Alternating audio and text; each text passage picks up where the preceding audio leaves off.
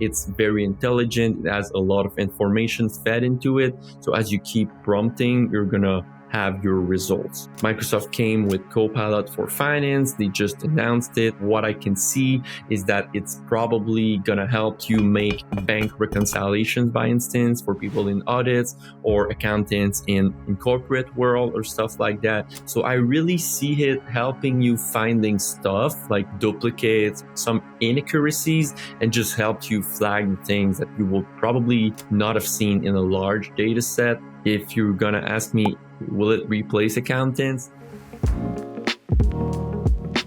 David Fortin, a seasoned finance professional, a certified public accountant, and now a pioneering educator.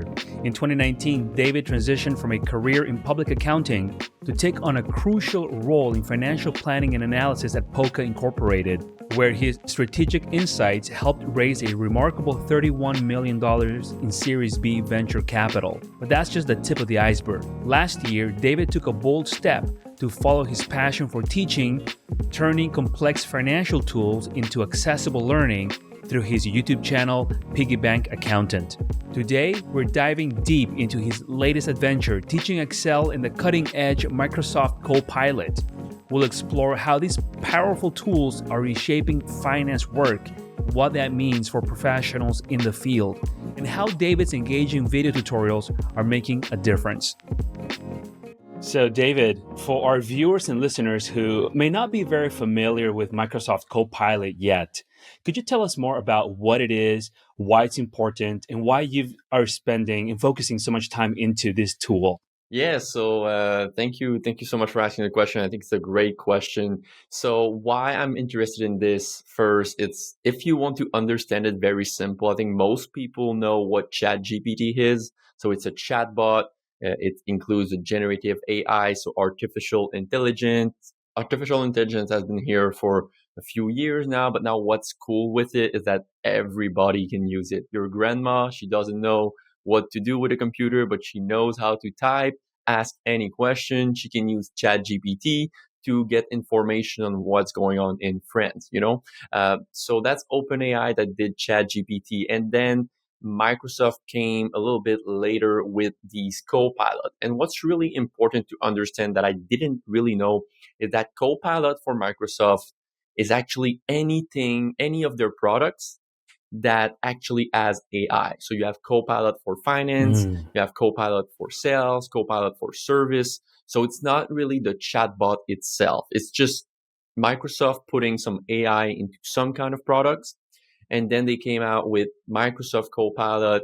I would say, I don't know how, like 6 months ago, somewhere end of 2023. And it was only open to businesses at first, but you had to have at least 300 license. So imagine you're running a small business, 100 people, 150, probably 25 people in the finance department. You don't need 300 license of Copilot at $30 a month for each license. So they opened up to everyone. They removed the license, the seat limit, so you can have 100 licenses now. And what they did is like, people were like, hey, I want to use it in my own stuff. I don't own a business. I just want access to AI, the pro version of it, or even the regular version. So they opened Copilot Pro to actually everyone. So I bought a Microsoft Copilot license. And your question is like, why I'm interested in that? Because I'm a CPA, I'm a chartered professional accountant. I'm always within the Microsoft environment, Excel, PowerPoint. And I was like, I feel like ChatGPT is more for people that code or develop. I feel like Microsoft, we have Microsoft computers, maybe you have a Mac, but if you do a lot of Excel, you probably have Windows. So it's like, maybe it's time for me to get interested into this product. And it seems like so powerful, integrates within all your apps. So that's why I'm interested into Copilot. And it's basically AI that can do multiple office related tasks for you or with your help, I would say. So that's my story about Copilot.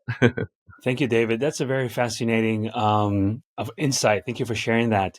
I'm curious to know about What's the benefit of using Copilot versus a ChatGPT? You did mention the distinction between ChatGPT more for programmers and coders, and Copilot more for people who already use Office Suite, like Excel and Microsoft PowerPoint and Word and so on and so forth. But is there really an advantage to diving straight into Copilot versus dabbling with ChatGPT first?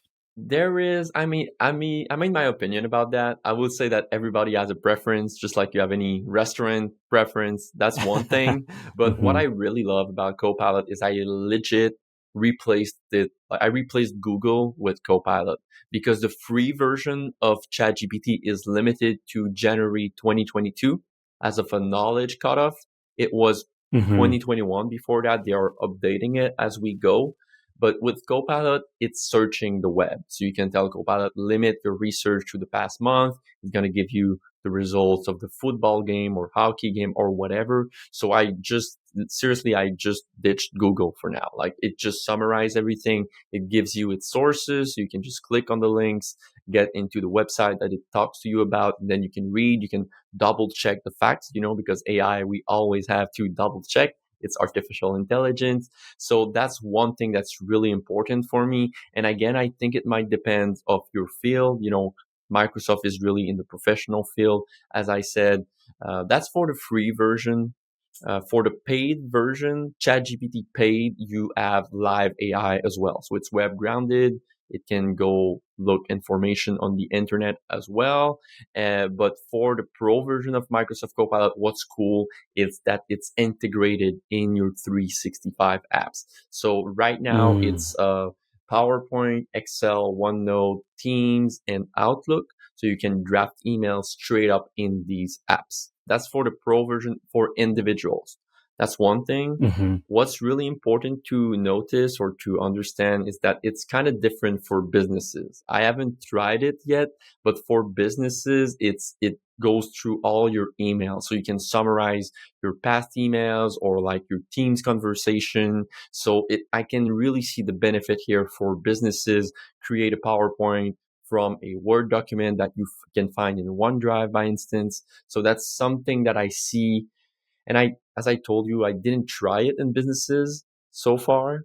I tried it in the like pro version as an individual, but I think that's where I see the edge on Copilot versus ChatGPT. It just integrates so well. I will not say so well so far because it's still brand new, but it's going to get there. Like it integrates with all your emails and everything. So that's where I see the difference between the two. I haven't tried much on the pro version of ChatGPT, but my take is it's not integrated in the 365 apps. So yeah. Very good. Thank you. So how do you see Copilot transforming the daily tasks of accounting and finance professionals, especially because Excel is our primary tool for analysis and so much work that we do? What do you see Copilot doing, helping or enhancing the work that accounting and finance professionals perform? Yeah, that's a really great question. I tried it quite a little bit lately. I will put it in two segments. Let's say if you're a really beginner in Excel, I think the paid version, the pro version of Copilot is pretty good. Right now, it's kind of limited. It only works on tables. So let's say you're someone that's just starting out with Excel. You don't know how to do. I'll get something really basic. A VLOOKUP. You can ask Copilot, how can I add my unique IDs that are in another list to my main list to match them? Classic VLOOKUP. Copilot will not be able right now, I tried multiple times, to just do it for you. But what it's going to do is actually tell you how to do it with your actual data. And it's going to work Mm. pretty much 95% of the time. It's going to tell you, okay, your first look up value and then select this data. So that's good for a preview. What you need to know is that Excel for Copilot is still in preview mode right now. So it's only available in English and it's like the most basic version of Copilot. Let's say it like that. So that's one thing. How I see it for more advanced people right now in its current state, though, is that I tried last week, actually Friday, I had a client ask me a question and it was some kind of, and I won't get into too much details, but like we could not do it with index match. We'll have to do multiple sums of index match. So I knew the solution was somewhere between sum if with the S, sum ifs, and index match. And I just kept prompting Copilot in the free version, not in integrated in Excel. So that's the paid version. And it really helped me to get the solution. I told him, here's my data in row A, and column B, I have my dates and stuff. And here's what I think the solution could be, but I don't know how to do it, and I probably would have looked on Google or asked really like Excel deep people, like I do a little bit less Excel now that I'm not in corporate anymore. So I just asked Copilot and it worked. It didn't give me the first time the right answer, but I kept prompting. And that's where I think you need to learn how to prompt properly and just ask questions, just like you will ask to a normal human. Like you meet someone on the street, you ask him what's his name before asking him, can I have dinner with you? Kind of the same. So you just go step by step. It's very intelligent. It has a lot of information fed into it. So as you keep prompting, you're going to have your results. So right now in its current state, that's how I see it. Microsoft came with Copilot for Finance. They just announced it. I don't have access to it, but what I can see is that it's probably going to help you make bank reconciliations, by instance, for people in audits or accountants in corporate world or stuff like that. So I really see it helping you finding stuff like duplicates. Okay, you paid this invoice twice. There's this invoice missing. There's something missing in your listing, some inaccuracies, and just helped you flag the things that you will probably not have seen in a large data set. That's really where I see it. Maybe less data entry or repetitive tasks. If you're gonna ask me, will it replace accountants? I don't think so, but we need to embrace it, and the things we can do, even if in its current state, it's pretty good. So yeah, that's how I see it. Something I heard you say was that, well, at least what I hear you say is that there needs to be a baseline of Excel knowledge. Because, for example, if there's a new Excel user, they don't know that you can do. They don't even know what a VLOOKUP is, right? So it would be hard for them to prompt Copilot to help them do a VLOOKUP if they don't know even that data even exists. So, what would be a baseline knowledge that someone would need to have to gain to get the benefits of using Copilot in Excel, for example? Yeah, that's a really great point that you're bringing here. I would say maybe the person doesn't know that it's a VLOOKUP that she wants to do or he wants to do. But if you can describe what you want to do, like I have this at this place and I want to bring it here and I have no duplicates or stuff like that, as long as you know where you're going. And I think this can apply to a lot of things in life. If you know where you're going, things are going to be so much easier. If you don't know that you can do that with Excel, it's going to be tough. So I would say like knowing your end result, maybe like at least a great idea of like, I want to go there, I want to make this, I want to bring this column over here, then maybe Copilot will suggest a VLOOKUP. If it doesn't in Copilot and Excel, I will suggest you just go to copilot.microsoft.com or microsoft.copilot.com and then just prompt it, tell what's your data, and you're gonna get there. Of course, it's if you don't have your best friend on the hot dial, So yeah. That's a great point. So I think that something that you mentioned is that you could use Copilot as your Excel tutor. So even though you may not know a function specifically, but as long as you have the end goal in mind or the answer to the question you're trying to find, that would be a really good roadmap to start using and testing Copilot and see how it can help you get there. So I love that piece of advice, David. Thank you. What challenges do you face when teaching complex tools like Copilot to a diverse audience? I know that you produce a lot of content, amazing content, by the way, on YouTube on Copilot. So, what have you seen? Yeah, that's a super great question. First challenge is people don't know what it is. A lot of people know ChatGPT. I see it a little bit, my little bit older people. I'll take my mom as example. She probably doesn't know ChatGPT and she probably doesn't care. It's fine. But people, like late 40s, beginning of 50s, they probably have a few more years to work. They really need to embrace AI. So that's the first problem that I encounter is people don't even know what Copilot is. So it's okay. Like here in Quebec City, I'm in Canada, and we have a parking application that you need to pay for your parkings in the streets, and it's called Copilot. So a lot of people are like, "Oh yeah, the thing for the parking." I'm like, "Nah, not really. It's Microsoft." I always say this. you know ChatGPT? And if person says yes, okay, it's Microsoft version of ChatGPT. So that's the first, Gotcha. education, and they're like, okay, what it is, and how it works. And the second thing I realize is that people are not good at all at prompting. They just ask questions without context, and that's because they don't understand how it works. Like, let's see, Copilot is just huge pile of information, a big brain, a little Einstein that I saw on the internet, and you just ask him questions, but he has no idea of who you are, of what you do for a living, of what's your age, what you want him to do, like all those kind of stuff. So people are just asking questions like, hi, can give me activities to do in Paris, but they don't know that you're 20 years old, or like you don't have, I don't know, you can't move, you don't have any legs, stuff like that. You need to give him context. And every time you click on new topic, new conversation, it's a complete reset. Maybe it's my wife using Copilot now, and you have to give more information. So instead of saying, okay, give me 5 activities to do in Paris, give me 5 activities to do in Paris. I'm going there with my 3 kids. So we want kids friendly activities. We're going there during this type of, this season. So the weather is going to be blah, blah, blah. What shall I bring? What shall I not forget? So that's another thing. People just don't understand the behind the scenes. So it's basically a big, big, big dictionary that you can basically ask question. And as long as you get this conversation, just like I said, the more you talk to someone, the more I can ask him a direct question. If I didn't know that you were a CMA, Nathan, I could talk to you about accounting and be like, hey, do you know what's debit and credit? But if I'm a CMA, I'm just gonna assume that you know it, right? So it's all about Hmm. context. So you need to give this context every time to the AI. So that's the second um, challenge I would say that I see with AI. And also the third thing is it's so overwhelming right now. There are new AI tool every day, and people are just lost. So it's doing the education that, it's Microsoft. Don't worry, you've been using a Microsoft computer for like 25 years. You're going to be fine.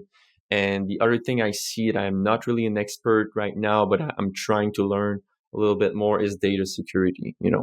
For businesses, it's very important. People are not too keen on putting their confidential items in there. And I understand we've seen so many data leaking in lots of companies. It can bring your company to the ground. So that's probably the 4 challenges that I see. And yeah, that's it. Yeah, you've touched on so much there that is so important to go back to. So one of the things that stood out was the questions that people ask you about, like, okay, there's so many tools coming out every single day, like you say, David.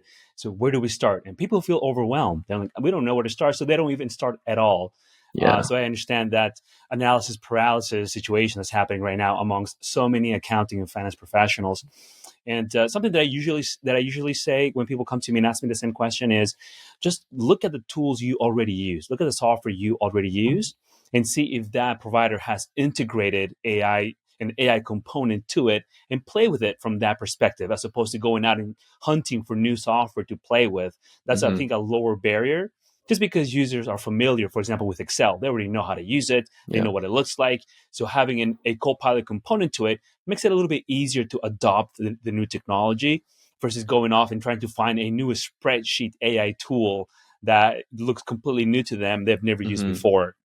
In terms of data security, what are your thoughts about that? So, Microsoft Copilot, so many companies use Microsoft. So, do you think that companies should not be using their proprietary data in Excel with Copilot, or turn off Copilot when that happens? What are your thoughts around that? Yeah, that's a great question. I don't want to give any advice to anyone, but if I had my own company, like if you don't want anything to leak, just don't put it in the internet. That will be my first advice. Like that's basic 101. But now, like Yep. Hmm. in 2024, we all have the cloud and everything. But it just reminds me, like, I was an audit before. I was working for a big four accounting firm, and I had a client that we could not, like, we were transitioning from, I think it was Lotus Notes to am I old to to You're Gmail. dating yourself, David. Yeah.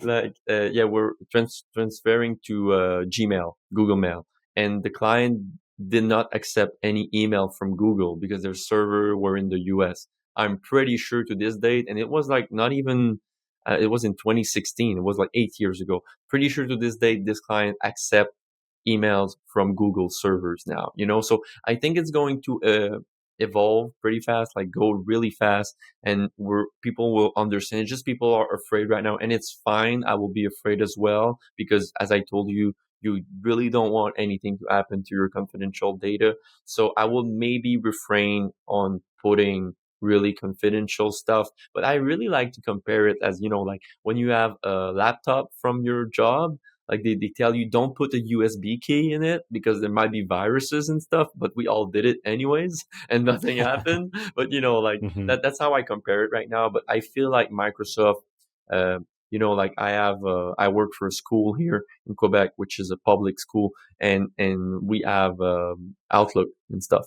And when I go into my school email, I just see that it's protected up there. So it sees protected with a green check and stuff, and I don't have access to my recent history. I can't make custom GPTs. So it seems like a really locked version of Copilot. But again, I don't know what's the behind right now. So I would suggest reading the contracts, reading what's the agreement with Copilot and with Microsoft, I should say. So yeah, right now it's still really, really fresh, really new.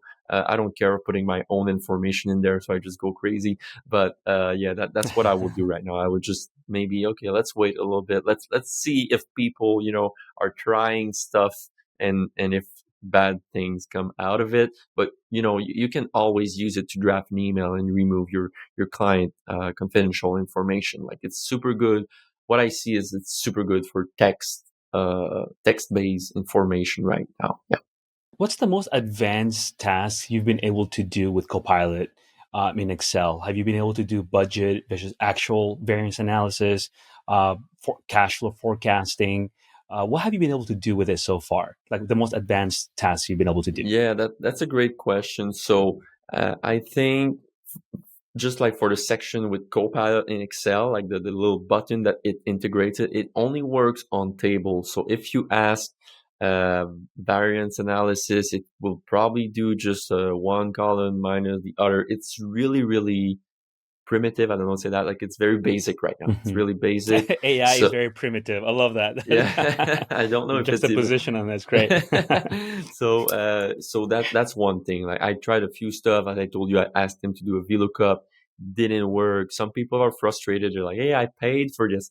And I'm more on the like, it's just starting side of things. Like internet before, my mom was getting on the phone, it was cutting my internet connection. See where we at right now. We talk Yeah. to each other. I don't even know where you're based. Like we're across the planet. It's crazy. So that's how Hmm. I see it.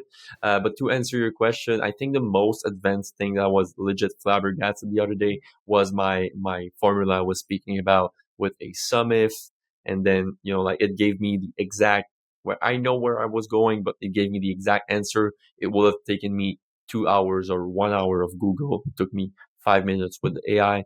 If I think about like to get more on your question of cash flow forecasting and stuff, I think it might not be in Copilot and Excel itself, but I think Microsoft might integrate these kind of, let's say, custom GPTs. So when I say custom GPT, it's like really a generative pre-trained transformer, tailored for cash flows, tailored for income statement analysis. Like they're really going to feed them information. So here are 500,000 cash flow statements. Here's what happened in each of them. That's what happened when XYZ. So that's how I see it. For now, it's not really advanced. If you will ask me, is it worth to buy Copilot Pro right now? I will probably tell you yes if you use Excel, if you're a beginner in Excel. But if you're like advanced in Excel, except playing around with it, I'm sure big updates are going to come. I don't think it's worth it. So that's where we at right now. That's my feeling. Maybe some people have some other opinions, but I'm playing with it a lot lately. So that's where I see it right now. Yeah. Do you have an idea of when Microsoft may release the next version of Copilot?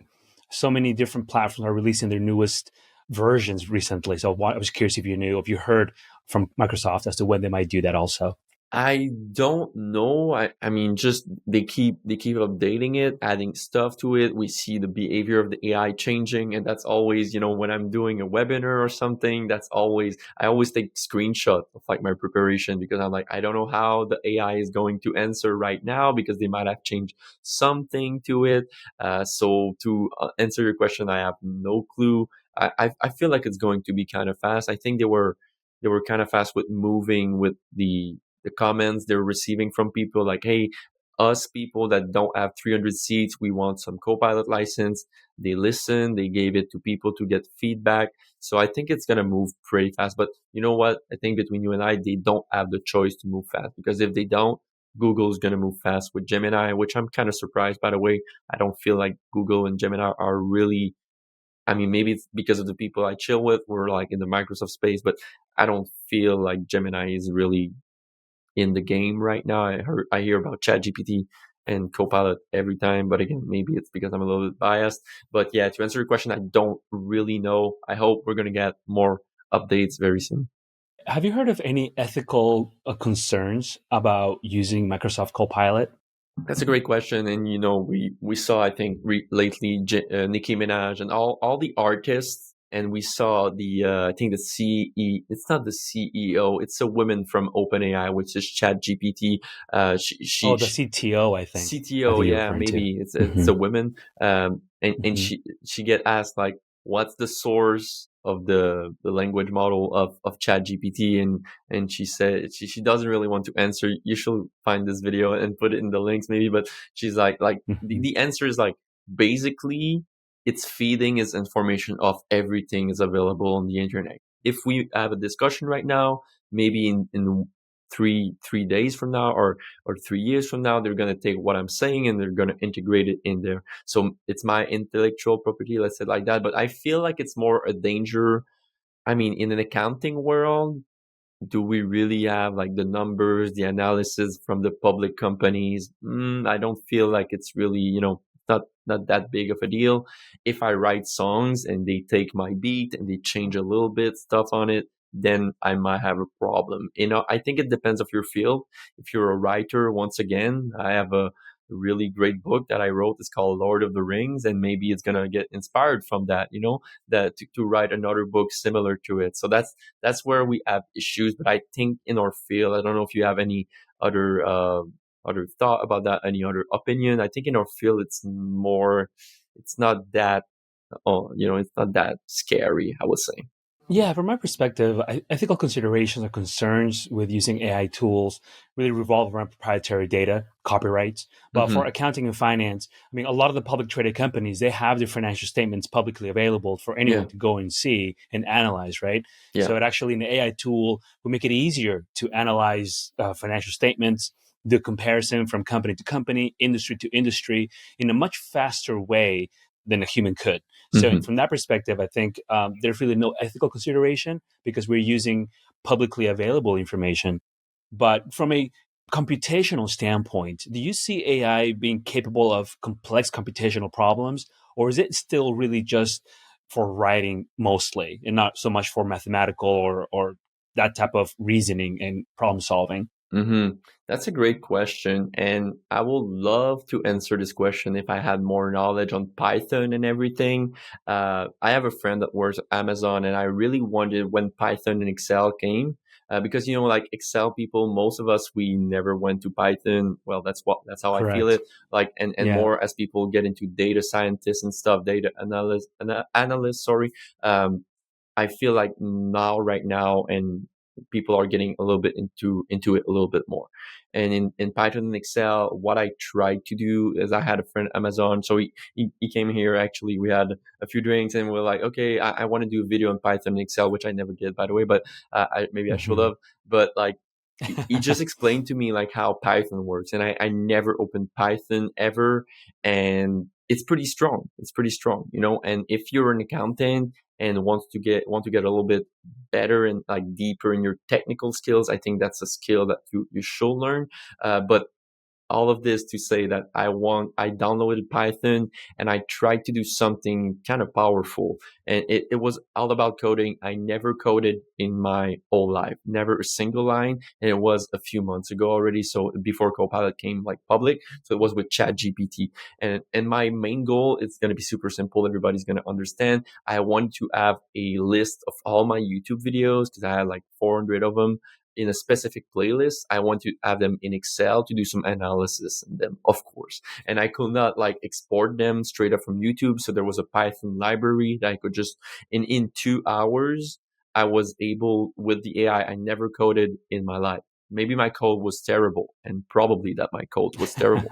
But the thing is, I got to my result just by, typical Googling and like asking AI back and forth. And I was like, it doesn't work. And yes, it was frustrating because I was very bad at coding. But at the end of the day, in 2 hours, I got my result. So all of this to say, I don't code much and I feel like it's really helping. And my friend Amazon was saying, it changed my life. Like right now, I never code anymore. I just tell what I want and then I have a look and I know like he's really good and he knows exactly what is wrong in the code. And he's like, I think this part won't work. Please fix it. I want it to do this, this, and that. On my side, I use it, yes, for more text-based purposes. Like I draft emails, I draft content. I also translate a lot because, as you can hear, my main language is French. I correct the grammar and everything. But I think if you're into coding, ChatGPT or any AI tool out there can really probably enhance your work. And if I ever go into Python and Excel and everything, I think it's gonna help. And as I told you, maybe more for like cash flow and everything, maybe Copilot in finance, which will be a tailored custom GPT. I think that's really where the power of the tool is. Yeah.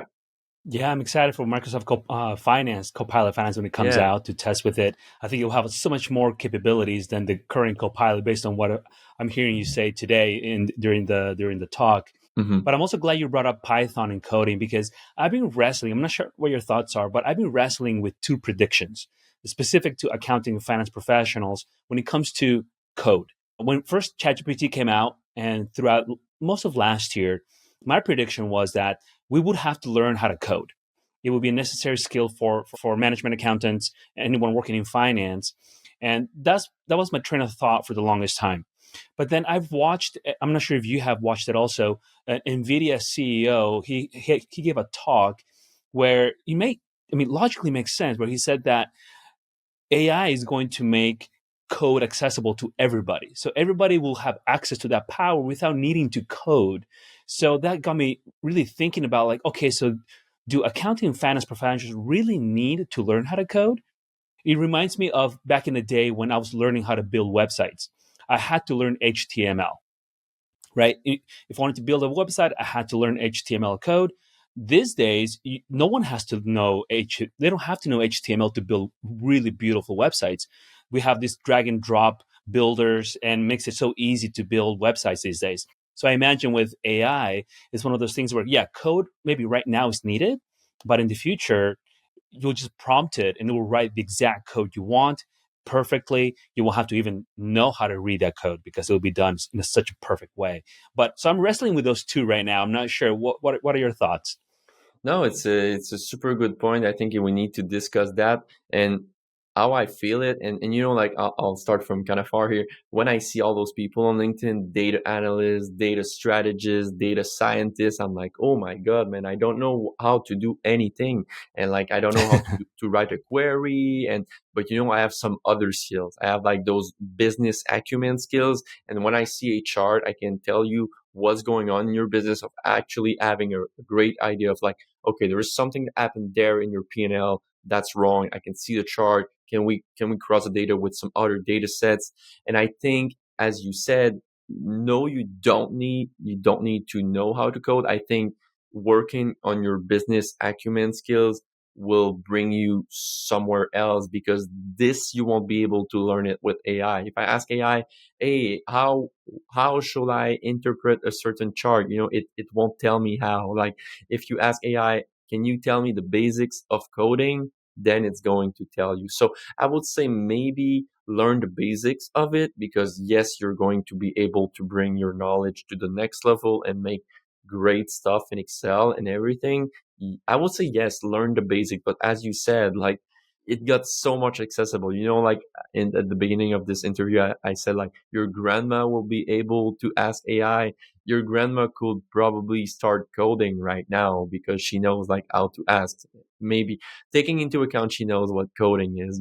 But yeah, so you have your right mindset. I think learn the basics, but like I don't think you need to go that deep anymore because it's so much more accessible. But I think it's true for everything. Like right now I can probably be so much better in marketing. I don't need to go to school for 5 years to learn marketing. If I ask marketing basics, it's going to talk to me about your target audience, your SEO, all that kind of stuff in a nutshell. And I'm like, okay, I have the basics. If I want to go deeper, I can maybe get a professional, an expert in the field, those data scientists I was talking about. Then you can ping them. Here's my code basis. What's wrong with this? So that's how I see it. Yeah. Very good. Excellent point. Where could people go and learn more about Microsoft Copilot specifically? If they want to dive into it, start using it with Excel, with PowerPoint, Word, Outlook. Where's a really good resource that you can send them to? Yeah, I was about to say my LinkedIn. No, I was kidding. Actually, yeah, I'm posting a lot of content on LinkedIn about it, but most of my data, most of my knowledge, I gather it on Microsoft website itself.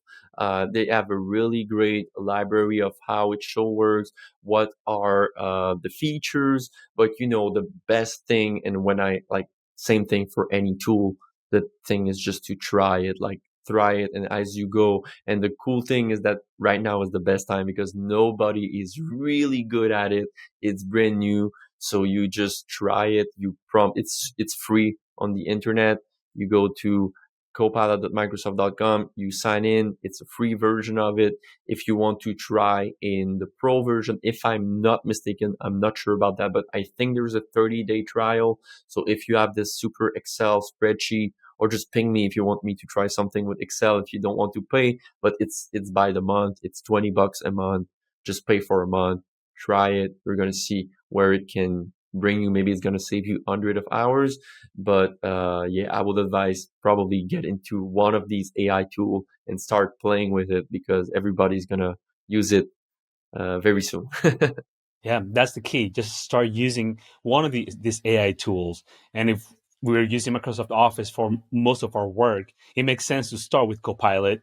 And I mean, I personally, I wouldn't go and read all the documentation. I would just go on your LinkedIn, on your YouTube, David, because you do such an amazing job at Thank you. synthesizing all that information and bringing just the most important parts of it that it can be easily implemented. So for everybody watching or listening, I'd recommend following David on LinkedIn. Go to his YouTube channel. We'll definitely have all the links to those profiles in the show notes, and follow him because he puts out such good content every week. I follow him on LinkedIn and YouTube, and he does an amazing job. So if you want to dive into Copilot, I recommend checking out David's work for sure.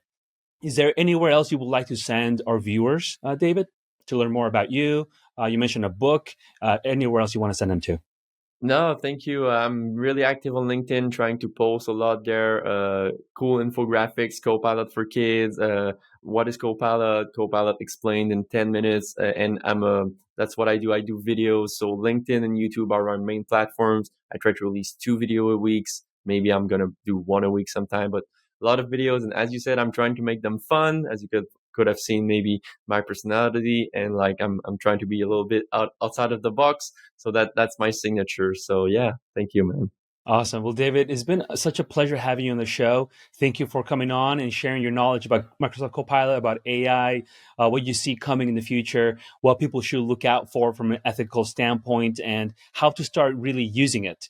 Earlier in the conversation, you talked about the different roadblocks that stop people from really adopting this new technology. So I'm glad we covered that so that if people have identified with some or all of those reasons, that they don't stop there, that the whole point of this is just to take a step forward, test an AI tool, and you'll see its potential. And that in itself will get you excited about it and learning more, to want to learn more and use it more and build your own personal use cases as this technology continues to develop. So, David, thank you so much for your time. I look forward to continuing following your work on social media, and we'll connect with you soon. Thank you for having me. Cheers.